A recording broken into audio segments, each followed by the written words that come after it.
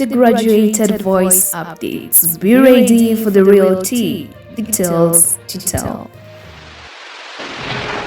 Well, I want to give you an entire recap of this Jane and Solomon documentary, the whole thing, what happened from the beginning to the very end, the areas that people feel that why is this happening like this, why are the police officers saying A and Jane is saying B, does it mean that she is innocent and all? I want us to listen into this entire documentary, and you can talk to me in the comment section. Tell me what is your take in regards to this murder horror story, let's say love and passion, betrayal and jealousy story that involved Jane the principal, Solomon Jane the wife, Solomon the principal, the likes of Margaret, the likes of Caris the witness. The people will be mentioning right here just to say but a few. As we dive right into it, please just like the video. I really appreciate it. You just give me those thumbs up, just like the video, shares out there, tell someone about this channel, because this is the entire juice. You're not going to miss out on anything. Also make sure that you subscribe so that you may get all the information on any trending topics, so subscribe for more. From a much clear analysis from wisdom books, we have the John Solomon saga, love, loss, betrayal, and quest for justice. It all starts with the tragic story of Jane Modoni and Solomon Mwangi, which has captivated the attention of a majority, sparkling discussions about the toxic relationships, single motherhood, and the consequences of these acts that were committed in the name of love. Or is it people who are tired of love, because that is what a majority are saying. The details of this heartbreaking, terrifying tale have left many questioning the motives, actions, and ultimate fate of those involved, particularly the wife to this particular person, that is Jane Modoni. As we dive into the events surrounding the Jane Solomon saga, we explore the complexities of human relationships and the devastating consequences of extreme emotions, how when one is angered can react to a particular case, because mind you, it all said that when you're angry you should not partake in some actions and all. What is that one thing that you always regret that you did while you're not in your right emotions? Remember, emotions can trigger one into doing the most unexpected. It all starts in the dark during a night. In the dead night of night, Jane is feeling unwell. She embarked on quite a peculiar quest for milk, something that has left so many people asking questions. How did the husband leave her alone to go outside during the night? But anyways, this can also be a matter of truth, because we have some husbands, we have some men who don't even actually care what the wives are doing. If you want to go out, just go, I don't care. Or maybe we are in an argument, you walk out and they just don't care. Well, Jane goes outside in the name of not feeling well, and then she goes to look for milk. She leaves the late husband, Solomon, mind you, he was the principal too. He was the principal at Kiru Boys High School. Well, he is left sleeping in their home in Kiru Boys. You remember we all know these principals stay in the schools that they administer. So this decision is coupled up with Jane's worsening health condition, which is raising more questions about the situation, the kind of relationship they have. I've told you that we are having men who can just let their wives go out there, but we also have men who could not let the wife to go alone. So one can wonder, what was not okay between the two? Why could she choose to leave her husband alone at 1 a.m. especially, and mind you, it's 1 a.m. Sasaba at night. Why would she leave the husband alone at 1 a.m. especially when she herself was not feeling well? Okay, well, all these surroundings, everything that happened during this night led to a tragic outcome, a tragic end. So we are wondering, why would she leave the husband, and why would the husband let her go out at night alone, 1 a.m. at night? That is past midnight. Later on, we are having the police officers revealing some details from their investigations concerning Solomon. It is said that he was brutally murdered on or around November 6th, 2022. The circumstances, well, it is maybe that day or not. Shockingly, Jane, the wife, claims that her husband was alive and even spoke to his abductors on November 8th of the same month.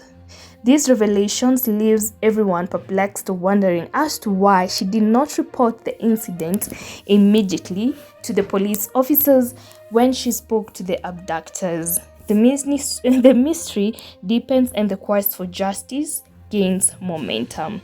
So guys, right here to inform you concerning, I have talked about the manner in which Kenyans have reacted in regard to this particular story, so you can check the previous post on this and you can fill in where these questions are all coming from. The people wondering. Now, the police officer stated that the death happened on this day, but according to the wife, she says she was with the husband. So who has their facts wrong? Is it Jane who is trying to prove that she's innocent, or is it the police officers who are trying to prove that Jane is not innocent? Talk to me in the comment section. Tell me what you think about that. As the investigations continued, it was revealed that the wife had allegedly hired dogs to carry out the heinous act of killing her husband. Solomon's lifeless body was discovered in thickets in Juja sub-county, miles away from their home in Kirubois. These details that are horrifying, painful, unbearable of this heinous crime left the nation in shock. However, Jane's demeanor throughout the trial painted a different picture. Her expressionless face devoid of tears and her emotionless and flattering voice raised doubts about her innocence. So many people felt that in this case, whereby we are having different questions, is she really innocent? So many people expected her like maybe to cry and all. But according to Jane, she stated that she was in shock. She was in shock. She felt like someone who had just been dropped from somewhere from on top to down.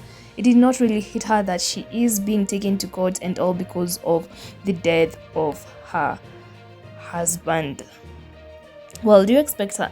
People have different ways of emotions. I don't know if you expect her to show the emotions, crying and all.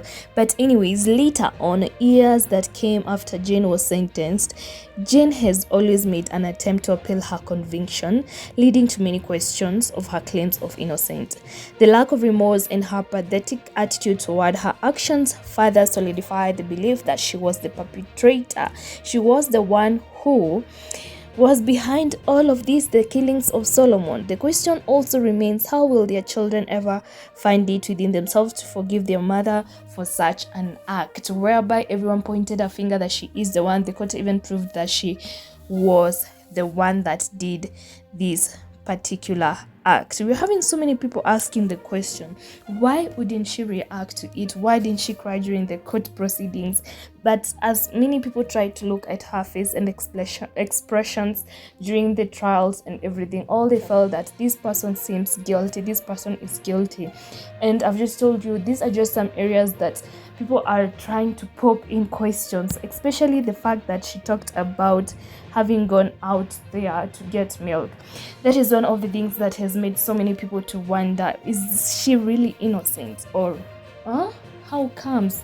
What kind of relationship did they have between the two? Although during the trials it was tried to prove that Jane was controlling and all, the fact that Solomon didn't have his parents, that he was an orphan, it seemed like Jane was in charge. But for how long do people take so that they can actually express themselves in matters in regard to what they are experiencing in their relationships? Do people just wait to an extent that things get from bad to worse, or what? Well, in this lecture, according to Wisdom Books, it states that the lesson that he learned, let me just read it out, is the Jane Solomon saga serves as a chilling reminder of the consequences of extreme emotions and the destructive power of selfishness. Killing someone in the name of love is the epitome of selfishness, leaving a trail of pain, loss, and shattered lives in its wake. It's imperative for individuals who feel they have fallen out of love or are trapped in toxic relationships to seek healthy resolutions and, if necessary, walk away without resorting to violence. Okay, so that is his take. That is wisdom. All this tall the tale regarding Jane and Solomon continues to capture the nation's attention, the attention of a majority netizens. Everyone is talking about it, the likes of Ezekiel Mutua, which also led to the two leaders, Ezekiel Mutua, having a forth and back with Linus Kaikai, whereby, according to Ezekiel, he was like, this story is lame. And then Linus Kaikai was like, was a scam. And then Kaikai was like, scam watching scam. Anyway, it was just a pull and back between the two. You know, everyone is entitled to their opinion. All this comes in regard to the fact that it was said that Solomon was cheating on Jane with an M-Pesa lady, the lady called Margaret. But according to Margaret, aka Maggie, she was not involved in any affair with Solomon. According to her, he was just an usual client of hers. So to what extent do you guys take it with your clients? To an extent whereby the wife felt that there's such a close relationship between the two. So for Margaret, there were so many questions and denials in regard to this, but she was just like, there was nothing between the two. So this seemed like a murder case that involved revenge and jealousy and betrayal to something that never existed. Only if Solomon would be dug from the grave, or let's say the universe would come out and say that, did Margaret and Solomon have an affair? The other question would be, did Jane hire the guns to go ahead and kill the husband? What happened in this particular case? Okay, let me just have a look at one person's or two people's reactions as we end up. We have Kelvin saying, each person we love takes a little piece of us. Some will suck the life out of us. Love can turn us into strangers and murderers. It's good to always read the red flags, if any. Mamba mentality states, never underestimate the power of darkness.